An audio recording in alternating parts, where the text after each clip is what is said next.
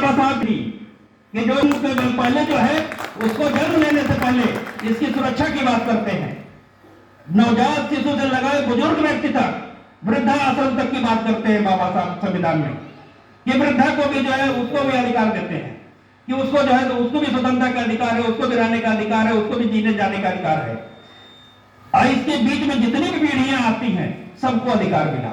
यहां तक कि बाबा साहब ने शिक्षा के तहत अधिकार अनुच्छेद 19 में 21 में ये कहा कि जो है प्रत्येक बच्चे को पढ़ने का अधिकार दिया, अर्थात कि कक्षा 1 से लगाए कक्षा 8 तक की शिक्षा फ्री कर दी, अर्थात कि इन बच्चों की शिक्षा का पूरा भार भारत सरकार उठाएगी। आज आप भी देख रहे होंगे कि जो है RTE के तहत जो है राइट टू एजुकेशन के तहत जो है बच्चों को विद्यालय में शिक्षा फ्री मिलती है। आप किसी भी गवर्नमेंट कॉलेज में चले जाइए, भले गवर्नमेंट कॉलेजों की स्थिति नहीं अच्छी है लेकिन संविधान उन्हीं पर लागू होता है। यहां तक बाबा साहब ने कहा RTE के जो है जो प्राइवेट स्कूल में 25% रिजर्वेशन दिया जाएगा कि जो बच्चा गरीब है उसको RTE के तहत जो है 25% का रिजर्वेशन देके जो है ये प्राइवेट स्कूल पढ़ाएंगे। तो इस तरीके से बाबा साहब ने फंडामेंटल राइट के तहत उस प्रत्येक व्यक्ति के लिए एक अच्छा योजना बनाई, एक अच्छी शिक्षा देने की बात कही, एक अच्छा आयाम देने की बात कही थी बाबा साहब, अर्थात कि एक एक चीज को ध्यान में रखा उन्होंने। मैं ऐसे बाबा साहब को सलाम करता हूं कि जो उन्होंने इस इतने बड़े भारत देश को चलाने के लिए संविधान बनाया। अगर हम कह दें कि आपके घर का संविधान आप बना ले जाइए, एक नियम बना ले जाइए, तो 10 लोग रोकने वाले मिल जाएंगे कि हम नहीं करेंगे, हम ऐसा नहीं करेंगे, विरोध करने वाले मिल जाएंगे। लेकिन आज भी उनका संविधान वैसे ही फिट बैठता है, हर एक चीज पर फिट बैठता है। कोविड आया, इसके लिए भी नियम बना हुआ है कि कोई महामारी आती है तो उस समय कैसे 144 धारा लागू की जाएगी।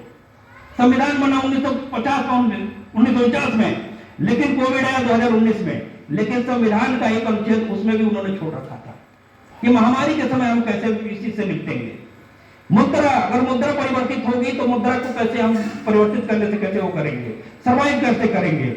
अर्थात SBI RBI कैसे बनाया उन्होंने कि मुद्रा का कैसे वितरण किया जाएगा, मुद्रा को कैसे बढ़ाया जाएगा, मुद्रा कैसे विपणन किया जाएगा।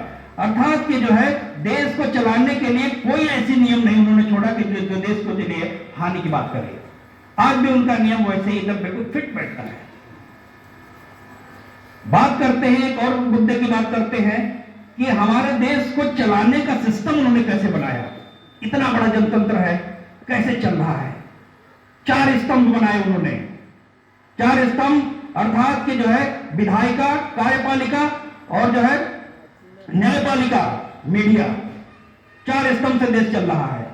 विधायिका अर्थात कि जो है जब हम चुन के विधायिका में भी उन्होंने जानते थे सब चीजों को कि कहां व्यवस्था गड़बड़ हो सकती है। विधायिका में उन्होंने 2 चीजें बनाई। संसद की बात करते हैं, अर्थात कि जो लोकसभा चुन के जो है हम चुन के प्रधानमंत्री बनाते हैं उसकी बात करते हैं। विधानसभा की बात करते हैं कि विधानसभा चुन के जो है मुख्यमंत्री बनाया जाएगा।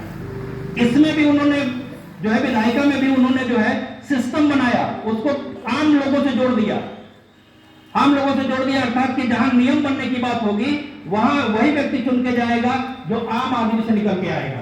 अर्थात कि जब हम चुन के किसी को भेजते हैं, जब विधायक बनाते हैं, सांसद बनाते हैं, MP बनाते हैं, तो वो जाके हमारे नियम बनाता है संसद में बैठ के, वही नियम हम पे लागू होता है। जब नियम लागू होता है उसके बाद उन्होंने नियम बनाने की बात की तो उसको इंप्लीमेंट करने की बात कार्यपालिका में रखी कि एक विभाग उन्होंने ऐसा बनाया कि पालिका होगा, अर्थात कि जो है जो नियमों को इंप्लीमेंट करेगा, धरातल पर ले आएगा। कार्यपालिका में उन्होंने 2 तंत्र रखे, एक अस्थायी तंत्र, एक अस्थायी तंत्र। अस्थायी तंत्र में उन्होंने अधिकारियों को रखा, IAS PCS और सचिव को रखा कि जो है 60 साल बाद रिटायर्ड होंगे। अस्थायी तंत्र में उन्होंने जो है मुख्यमंत्री, राष्ट्रपति और जो है वो राष्ट्रपति को रखा, अर्थात कि जो है दोनों तंत्र मिलकर जो है इसको इंप्लीमेंट करेंगे। तीसरी अर्थात कि जो है न्यायपालिका, न्यायपालिका को इन दोनों चीजों से अलग रखा, विधायिका से और कार्यपालिका से, अर्थात कि न्यायपालिका स्वतंत्र है। उसमें उन्होंने ऐसा रखा कि जो है थाना, district court, high court, supreme court, अर्थात कि पहले आपकी अगर कोई समस्या है तो पहले आप थाने में जाइए, थाने से मामला जो ऊपर उठता है तो आपका डिस्ट्रिक्ट कोर्ट में जाइए, डिस्ट्रिक्ट कोर्ट से ऊपर उठता है तो हाई कोर्ट में जाइए, हाई कोर्ट से मामला नहीं समझता तो सुप्रीम कोर्ट तक जाइए। आपके अधिकारों का कहीं हनन नहीं किया उन्होंने कहा आप स्वतंत्र हैं, आप स्वतंत्र हैं, जहां आप अगर सेटिस्फाइड नहीं होते हैं, संतुष्ट नहीं होते हैं, तो वहां तक लड़ते जाइए। आपको यह नहीं कहा जा सकता है कि आप हाई कोर्ट बन जाइए, यह नहीं कहा जाता आप सुप्रीम कोर्ट बन जाइए। आप जा सकते हैं, आप थाने से लगाए जो थाना, district court, high court, supreme court, यहां तक आराम से आप जा सकते हैं। इन चीजों का जो कार्यपालिका में जो नियम बनाया गया, जो विधायिका से नियम बन के आया, उसको जो है इस चीज के नियम के रूप में फॉलो करने के लिए न्यायपालिका को बनाया उन्होंने, कि न्यायपालिका जब इन नियमों को नहीं मानने की बात करेगा कोई व्यक्ति, तो न्यायपालिका इस पर सजा का प्रावधान रखेगा। आप अगर बिना हेलमेट लगाए अगर कहीं पकड़े जाते हैं तो वो न्यायपालिका के तहत पकड़े जाते हैं। विधायिका ने नियम बना दिया कि जो है बिना हेलमेट का गाड़ी नहीं चलाना है, पारित हो गया संसद भवन में, पारित होने के बाद कार्यपालिका में आया, कार्यपालिका से जो है इंप्लीमेंट किया गया कि जो है ये जो है नियम सही है, इसको लागू कर दिया जाए।